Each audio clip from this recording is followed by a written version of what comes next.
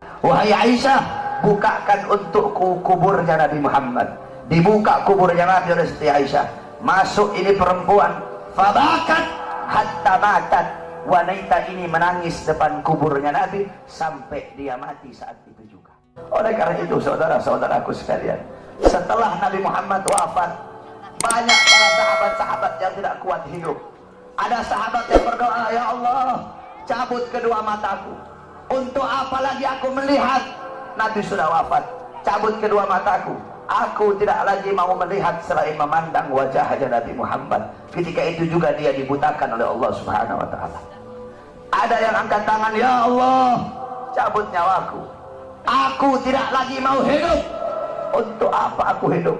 Nabi Muhammad sudah wafat. Cabut nyawaku ya Allah. Ketika itu juga Allah cabut nyawanya. Kemudian ada seorang perempuan, ada seorang wanita, galat li Aisyah, ya Aisyah, ikshif li kabrin Nabi. Wahai Aisyah, bukakan untukku kuburnya Nabi Muhammad. Dibuka kuburnya Nabi oleh Siti Aisyah. Masuk ini perempuan, fabakat hatta matat. Wanita ini menangis depan kuburnya Nabi sampai dia mati saat itu juga. Ketika itu banyak para sahabat yang tidak ada lagi gairah hidup. Sayyidina Abu Bakar As-Siddiq radhiyallahu anhu. Kamu tahu Sayyidina Abu Bakar? Sayyidina Abu Bakar seorang sahabat yang sangat dekat dengan Nabi Muhammad. Para ulama mengatakan Sayyidina Abu Bakar As-Siddiq beliau wafat dengan dua sebab. Sayyidina Abu Bakar meninggal gara-gara dua sebab. Pertama sebab dohir, kedua sebab batin. Sebab dohirnya apa? Karena beliau pernah dikasih makanan yang ada racunnya, dimakan oleh beliau. Racun itu lama-lama menggerogoti kesehatan beliau. Itu sebab dohir. Sebab batin beliau meninggal kenapa? Sebab batin beliau meninggal karena terlalu merindukan baginda Nabi besar Muhammad SAW. Istri beliau berkata, setiap kali Abu Bakar bangun dari tidur, pasti bantalnya beliau basah. Basah dengan apa? Basah dengan air mata kerinduan kepada baginda Nabi besar Muhammad. Kamu tahu, setelah Nabi Muhammad wafat, Sayyidina Abu Bakar As-Siddiq duduk kayak begini. Beliau duduk di pojokan sambil begini, sambil beliau bilang, andaikan Rasulullah ada di sampingku, andaikan Rasulullah ada di sisiku, sungguh aku merindukan sosok baginda Nabi besar Muhammad. Bilal ibn Rabah, muazzinnya Nabi, setelah Nabi wafat, Bilal pergi pindah, nggak mau lagi beliau tinggal di Madinah. Kenapa? Tidak kuat teringat kenangan bersama baginda Nabi besar Muhammad. Selama 2 tahun Bilal pindah ke Syam. Kemudian selama 2 tahun beliau di sana, tiba-tiba mimpi Nabi Muhammad. Nabi Muhammad berkata, wahai Bilal, datang kau berziarahlah kepada aku. Datang Bilal selama 2 tahun. Bilal datang ziarah di kuburnya Nabi Muhammad. Ketika Bilal ziarah di kuburnya Nabi Muhammad sambil menangis, tiba-tiba datang Sayyidina Umar bin Khattab. Sayyidina Umar berkata, wahai Bilal, kami sudah lama tidak mendengar suara azanmu. Maukah engkau azan untuk kami, wahai Bilal? Bilal menolak, Bilal tidak mau.